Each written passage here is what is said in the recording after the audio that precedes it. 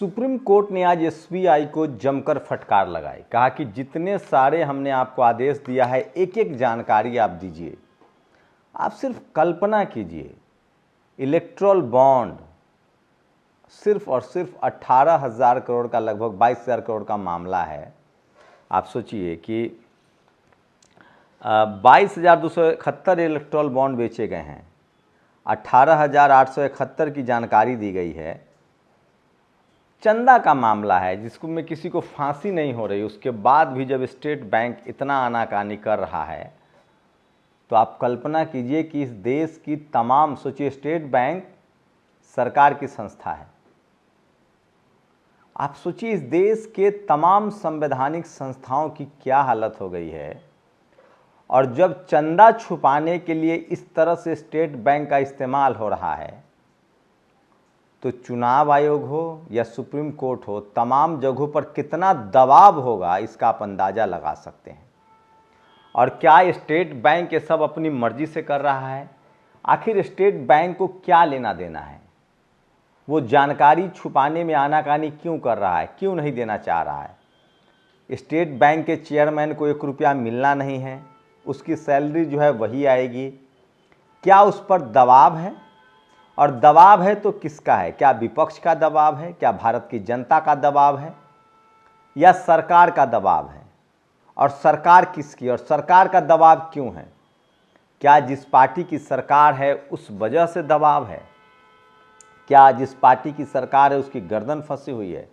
और सवाल है कि जब चंदा के नतीजे देने में इतना दबाव है अगर स्टेट बैंक पर, और सुप्रीम कोर्ट के चीफ जस्टिस ऑफ इंडिया के बार बार कहने के बाद जब इस तरह के हालात हैं, तो आप तमाम संवैधानिक संस्थाओं के बारे में वो सिर्फ अंदाजा लगा सकते हैं, रूह कांप जाएगी।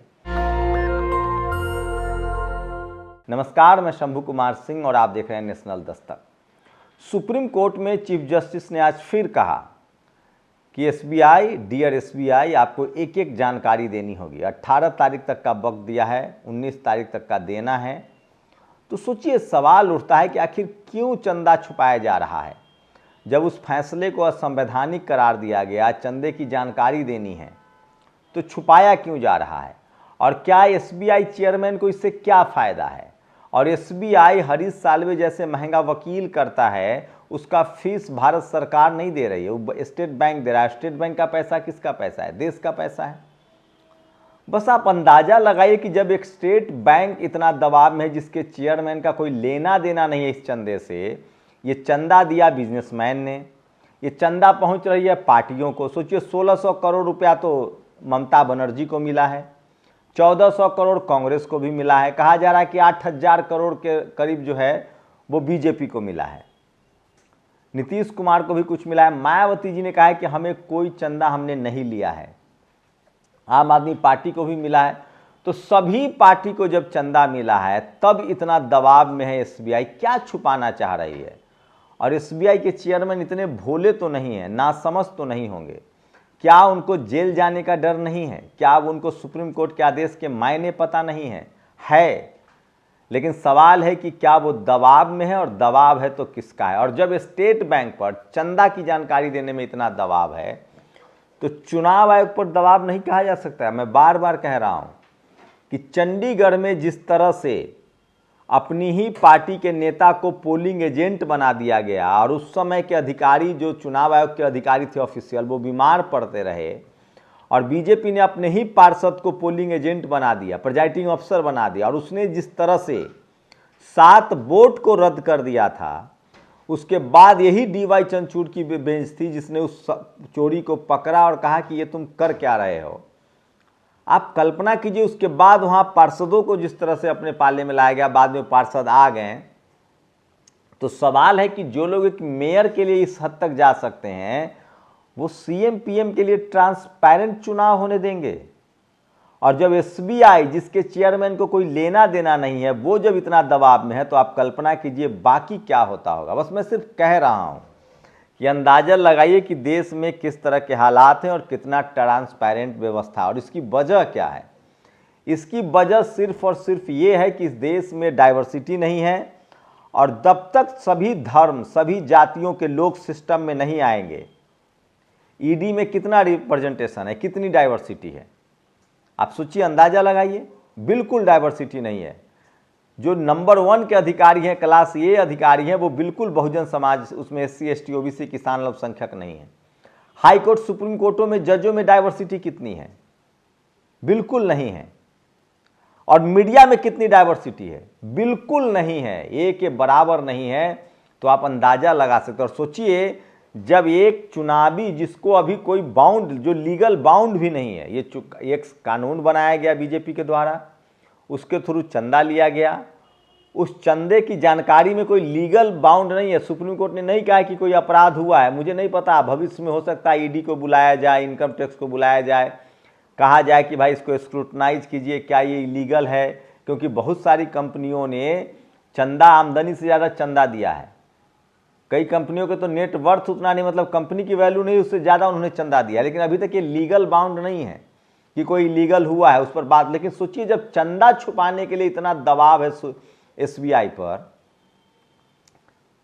तो चुनाव आयोग पर दबाव नहीं होगा, सबसे बड़ा सवाल। उसके बाद आज जयराम रमेश ने बड़ा सवाल उठाया है। जब इलेक्ट्रल बॉन्ड स्कैम माध्यम से मोदी सरकार भ्रष्टाचार, जबरन वसूली और डराने धमकाने की राजनीति जुड़े चौंकाने वाली डिटेल सामने आ रहे हैं, तब हम यह नहीं भूलना चाहिए कि सरकारी ने कंपनियों को लाभ पहुंचाने के लिए एक और रास्ता खोल रखा है, PM केयर्स। PM केयर्स में कुल कितना पैसा आया है और इसमें दान देने वाले कौन है, इसकी आधिकारिक तौर पर कोई रिपोर्ट नहीं है। मीडिया रिपोर्ट से पता चलता है कि इसमें कम से कम 12,700 करोड़ रुपए का दान प्राप्त हुआ है। इनमें कुछ कंपनियों ने बड़े पैमाने पर दान दिया है। कुछ प्रमुख दान देने वालों ने सार्वजनिक रूप से इसकी घोषणा की है, जिनमें रिलायंस ग्रुप ने 500 करोड़, अडानी 100 करोड़, पेटीएम 500 करोड़, JSW 100 करोड़ आदि शामिल है। PM केयर में CAG और RTI से निगरानी छूट प्राप्त है। कथित तौर पर ऐसा इसलिए क्योंकि इसे सरकार से बजट नहीं मिलता है, लेकिन यह सबको पता है, सरकार के स्वामित्व और संचालन वाले कम से कम 38 सार्वजनिक उपक्रमों ने PM केयर्स फंड में 2105 करोड़ रुपए की बड़ी राशि दान की है। इसके अतिरिक्त 150 करोड़ रुपए PSU कर्मचारियों के योगदान से आए हैं। इसके अलावा PM केयर्स फंड से सरकार से कई विशेष छूट मिली है। दान से संबंधित आयकर अधिनियम की धारा 80G के तहत इसमें दान देने पर 100% टैक्स डिडक्शन का प्रावधान है। विदेशी अंशदान अधिनियम के तहत विदेशी दान की अनुमति दी गई थी। इसमें दान की कंपनी अधिनियम के तहत कॉर्पोरेट सामाजिक उत्तरदायी CSR वाला पैसा भी दे सकते हैं। तो सोचिए, इतना तमाम सरकारी कंपनियों का ये चंदा था PM केयर्स फंड में, उसके बाद भी आप कल्पना कीजिए कि इसकी जानकारी नहीं दी जा रही। इसको लेकर भी लगातार सवाल उठ रहे हैं। तो मैं तो सिर्फ एक छोटा सा सवाल पूछ रहा हूं कि जब PM केयर फंड्स को छुपाने की इतनी कोशिश की जा रही है, उसको RTI से बाहर रखा गया है, तो फिर सरकारी कंपनियों से पैसा क्यों लिया गया? अगर सरकारी कंपनियां चंदा दे रही है तो क्या उसको देश को जानने का हक नहीं है? ये सबसे बड़ा सवाल है। और सोचिए कि तमाम भ्रष्टाचार की बीजेपी बात कह रही है, बीजेपी के साख पर बट्टा लग रहा है, उसमें मायावती बेदाग निकली हैं, उनको कोई चंदा नहीं मिला। तो सोचिए, ये भी सवाल है कि ये जो बड़े कॉरपोरेट घराने हैं, वो चंदा सपा, बसपा, RJD, JDU, तमाम दलित, पिछड़े, आदिवासी, माझी जी की पार्टी को चंदा मिला होगा? आप बताइए। मुकेश सहनी की पार्टी को, चिराग पासवान की पार्टी को।